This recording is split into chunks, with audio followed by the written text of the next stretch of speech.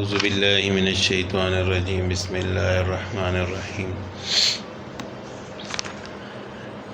وَكَأَيٍّ مِّنْ آیَةٍ فِي السَّمَاوَاتِ وَالْأَرْضِ، اور کتنی ہی نشانیاں ہیں آسمانوں اور زمین میں، آسمان اور زمین میں، یمرون علیہا، وہ ان سے گزرتے ہیں، وہم عنہا معرضون، اور وہ ان پر دھیان نہیں کرتے۔ حضرت یوسف علیہ السلام کا تفصیلی واقعہ گزر چکا ہے، اس میں ایک بات باقی رہ گئی کہ حضرت یوسف علیہ السلام کی زلیخا کے ساتھ بعد میں شادی ہوئی تھی یا نہیں۔ تو پہلی آسمانی کتابوں میں بھی، یعنی تورات وغیرہ اور اہل کتاب کی جو تاریخی کتابیں ہیں ان میں لکھا ہے کہ حضرت یوسف علیہ السلام کی شادی زلیخا کے ساتھ بعد میں ہو گئی تھی، لیکن قرآن پاک میں اس کی کوئی تصریح نہیں ہے۔ اور اہل کتاب کی تاریخی کتابوں میں یہ بھی لکھا ہے کہ پھر جب یوسف علیہ السلام نے زلیخا سے شادی کی تو ان کے دو لڑکے افرایم اور منشا اور ایک لڑکی رحمت بنت یوسف پیدا ہوئیں۔ تو بہرحال یہ ان کی کتابوں میں لکھا ہے، تو ہو سکتا ہے ایسا ہوا ہو، لیکن قرآن پاک میں اس کی کوئی تصریح نہیں ہے۔ پھر حضرت یوسف علیہ السلام کا انتقال 120 سال کی عمر میں ہوا اور دریائے نیل کے کنارے میں ان کو دفن کیا گیا۔ تو بہرحال یہ حضرت یوسف علیہ السلام کا واقعہ تھا، یہاں تک جو قرآن پاک میں بیان کیا گیا ہے۔ تو اس کو بیان کرنے کے بعد اللہ تعالیٰ نے فرمایا تھا کہ ذالک من انباء الغیب، کہ یہ غیب کی باتیں ہیں جو ہم وحی کے ذریعے آپ کو بتا رہے ہیں۔ تو اللہ تعالیٰ آپ صلی اللہ علیہ وسلم کو مخاطب کر کے فرماتے ہیں کہ یہ غیب کی باتیں ہم وحی کے ذریعے آپ کو بتاتے ہیں۔ وَكَأَيٍّ مِّنْ آیَةٍ فِي السَّمَاوَاتِ وَالْأَرْضِ، اور کتنی ہی نشانیاں ہیں زمین اور آسمان میں، یہ لوگ ان کے پاس سے گزرتے ہیں، ان کو دیکھتے ہیں، وَهُمْ عَنْهَا مُعْرِضُونَ، لیکن ان پر دھیان نہیں دیتے، غور و فکر نہیں کرتے۔ وَمَا يُؤْمِنُ أَكْثَرُهُمْ بِاللَّهِ، اور ان میں سے اکثر اللہ پر ایمان نہیں لاتے، وَهُمْ مُشْرِكُونَ، مگر ساتھ ہی شریک بھی کرتے ہیں، یعنی نہ تو خود اللہ تعالیٰ پر ایمان لاتے ہیں بلکہ ایمان لانے کے بجائے وہ اللہ تعالیٰ کے ساتھ شریک کرتے ہیں۔ ابن کثیر رحمۃ اللہ علیہ نے فرمایا کہ اس آیت کے مفہوم میں وہ مسلمان بھی داخل ہیں جو ایمان کے باوجود مختلف قسم کے شرک میں مبتلا ہیں۔ مسند احمد میں ایک روایت ہے کہ رسول اللہ صلی اللہ علیہ وسلم نے فرمایا کہ مجھے تم پر جس چیز کا خطرہ ہے ان میں سے سب سے زیادہ خطرناک شرک اصغر ہے۔ صحابہ کے دریافت کرنے پر آپ صلی اللہ علیہ وسلم نے فرمایا کہ ریا، دکھلاوا، یہ شرک اصغر ہے۔ تو اس سے معلوم ہوا کہ انسان اگر کوئی عبادت دکھلاوے کے لیے، ریاکاری کے لیے کرتا ہے تو وہ بھی شرک کی ایک قسم ہے۔ اسی طرح حدیث میں غیر اللہ کی قسم کھانے کو شرک فرمایا گیا ہے، یعنی اللہ کے نام کی قسم کھانی چاہیے، اللہ کے نام کے علاوہ کسی چیز کی قسم کھانا یہ بھی شرک میں شامل ہے، اور ترمذی شریف میں یہ روایت ہے۔ اسی طرح اللہ تعالیٰ کے سوا کسی کے نام کی منت ماننا، نیاز ماننا، یہ بھی شرک میں داخل ہے کہ انسان اللہ کے نام کی منت نہ مانے بلکہ کسی اور کے نام کی منت مانے۔ زمانہ جاہلیت میں کفار اور مشرکین تو بتوں کے نام کی منتیں مانتے تھے، البتہ آج کے دور میں مسلمان بتوں کی نام کی منتیں تو نہیں مانتے، لیکن یہ جو زیارتوں وغیرہ کے فلاں بابے کے نام کی، فلاں بابے کے نام کی، تو یہ بھی شرک ہے۔ منت صرف اللہ کے نام کی ہونی چاہیے۔ تو اللہ تعالیٰ فرماتے ہیں کہ یہ ایمان بھی نہیں لاتے اور ساتھ ہی شرک بھی کرتے ہیں۔ أَفَأَمِنُوا أَن تَأْتِيَهُمْ غَاشِيَةٌ مِّنْ عَذَابِ اللَّهِ، کیا یہ امن میں ہوگے، نہ ڈر ہوگے اس بات سے کہ ان پر اللہ کے عذاب کی کوئی آفت آئے، أَوْ تَأْتِيَهُمُ السَّاعَةُ بَغْتَةً، یا قیامت آئے اچانک، وَهُمْ لَا يَشْعُرُونَ، اور ان کو خبر بھی نہ ہو۔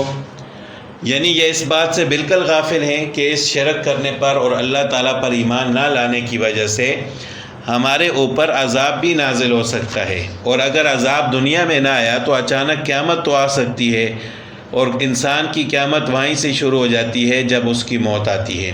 قیامت صغریٰ اس کو کہا جاتا ہے، تو موت بھی تو آنے والی ہے، اس بات سے وہ نہیں ڈرتے۔ قل ھذہ سبیلی ادعو الی اللہ، آپ صلی اللہ علیہ وسلم ان سے کہہ دیں کہ آپ مانو یا نہ مانو، میرا تو یہی طریقہ اور مسلک ہے۔ ھذہ سبیلی، یہی میرا راستہ ہے، لوگوں کو بصیرت اور یقین کے ساتھ اللہ کی طرف دعوت دیتا ہوں۔ ادعو الی اللہ، میں اللہ کی طرف دعوت دیتا ہوں، اللہ کی طرف بلاتا ہوں، علی بصیرت، بصیرت اور یقین کے ساتھ، انا ومن اتبعنی، میں بھی اور وہ لوگ جو میری اتباع کرنے والے ہیں وہ بھی اسی طرح لوگوں کو اللہ کی طرف بلا رہے ہیں۔ وسبحان اللہ وما انا من المشرکین، اور اللہ تعالیٰ پاک ہے اور میں شرک کرنے والوں میں سے نہیں ہوں۔ اب اللہ تعالیٰ نے فرمایا کہ ان سے کہہ دیجئے کہ میں اور میرے متبعین لوگوں کو اللہ کی طرف بلاتے ہیں۔ تو حضرت عبداللہ بن عباس رضی اللہ عنہما نے فرمایا کہ اس سے مراد صحابہ کرام ہیں، یعنی آپ صلی اللہ علیہ وسلم کو فرمایا گیا کہ ان سے کہو کہ میں اور وہ جو میری اتباع کرنے والے ہیں، تو وہ اتباع کرنے والوں سے حضرت صحابہ کرام رضی اللہ تعالیٰ عنہم اجمعین مراد ہیں، جو علوم رسالت کے خزانے اور اللہ تعالیٰ کے سپاہی ہیں۔ حضرت عبداللہ بن مسعود رضی اللہ تعالیٰ عنہ نے فرمایا کہ رسول اللہ صلی اللہ علیہ وسلم کے صحابہ اس تمام امت کے بہترین افراد ہیں، جن کے قلوب پاک ہیں اور ان کا علم گہرا ہے، تکلف ان کی زندگی میں نہیں ہے۔ اللہ تعالیٰ نے اپنے رسول کی صحبت اور خدمت کے لیے ان کو منتخب فرمایا ہے۔ تو آپ صلی اللہ علیہ وسلم کی امت میں سے سب سے افضل اور کامیاب ترین جماعت جو ہے وہ صحابہ کرام کی جماعت ہے۔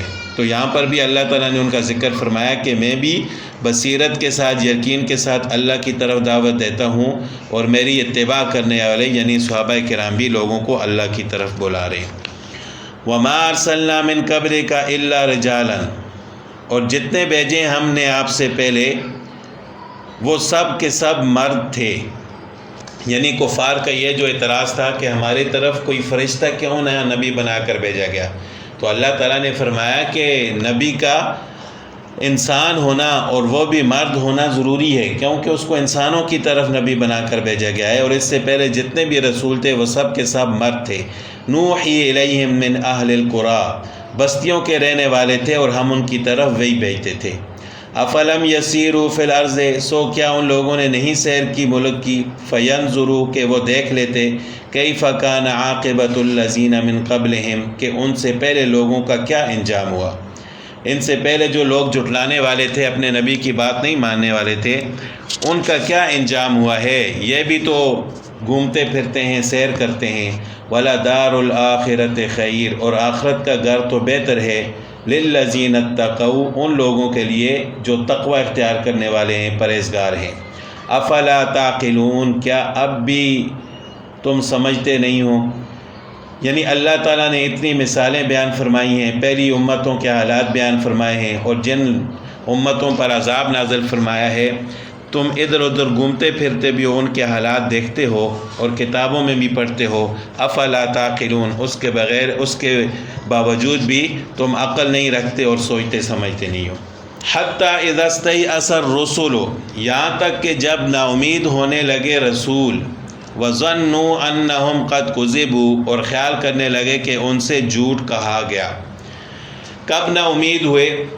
یعنی جب ان کی امتیں گناہ پر گناہ کرنے لگیں، لوگ ان کے نافرمان ہوئے، تو انہوں نے لوگوں سے کہا کہ عنقریب تمہارے اوپر عذاب آنے والا ہے۔ لیکن اللہ تعالیٰ کی حکمت تھی، اللہ تعالیٰ نے کوئی وقت مقرر نہیں فرمایا تھا کہ اس وقت عذاب آئے گا۔ اب جب عذاب میں تاخیر ہوئی تو رسول نا امید ہوئے، قد کذبوا کہ ان سے جھوٹ کہا گیا۔ مطلب یہ کہ جو انہوں نے عذاب کا مقررہ وقت بتایا تھا وہ ان کے خیال میں صحیح تھا، لیکن ان سے غلطی ہوئی ہے بتانے میں۔ قد کذبوا کا یہ مطلب ہے، ان کا یہ گمان نہیں تھا کہ اللہ نے ان سے جھوٹ بولا ہے، یعنی انہوں نے لوگوں کو جو وقت مقررہ بتایا تھا وہ بتانے میں ان سے غلطی ہوئی ہے۔ جاءہم نصرنا، تو ہماری مدد ان کے پاس پہنچ گئی. یعنی جب وہ ناامید ہو گئے کہ ہم نے تو جو وقت بتایا تھا اس پر عذاب آیا نہیں، تو اللہ تعالیٰ فرماتے ہیں کہ پھر ہم نے اپنی مدد بھیجی. فنجی من نشاء، پھر ہم نے جس کو چاہا بچا دیا. ولا یرد باسنا عن القوم المجرمین، لیکن گناہ گار قوم سے پھر ہمارا عذاب پھرتا نہیں ہے. جب گناہ گاروں پر ہمارا عذاب آتا ہے تو پھر ہم ان کو تباہ کر دیتے ہیں، اور جو ایمان والے ہوتے ہیں ہم ان کو بچا لیتے ہیں. لقد کان فی قصصہم، البتہ ان کے احوال میں، ان کے واقعات میں، یعنی پہلی امتوں اور پہلی انبیاء کے حالات میں اور ان کے قصوں میں، عبرت، نصیحت، عبرت لأولی الالباب، عقل والوں کے لیے. ما کان حدیثا یفترا، یہ کچھ بنائی ہوئی بات نہیں ہے، یہ قرآن پاک کوئی ایسی بات نہیں ہے کہ اس کو اپنی طرف سے گڑھ لیا گیا ہو. ولیکن تصدیق الذی بین یدیہ، بلکہ یہ تصدیق ہے اس کلام کی جو اس سے پہلے تھا، یعنی یہ پہلی آسمانی کتابوں کی بھی تصدیق کرنے والی ہے. وتفصیل کل شیء، اور ہر چیز کی تفصیل اور بیان ہے. وہدن، اور ہدایت ہے. ورحمتن، اور رحمت ہے. لقوم یؤمنون، ان لوگوں کے لیے جو ایمان لانے والے ہیں. تو یہاں تک الحمدللہ سورہ یوسف کا اختتام ہو گیا.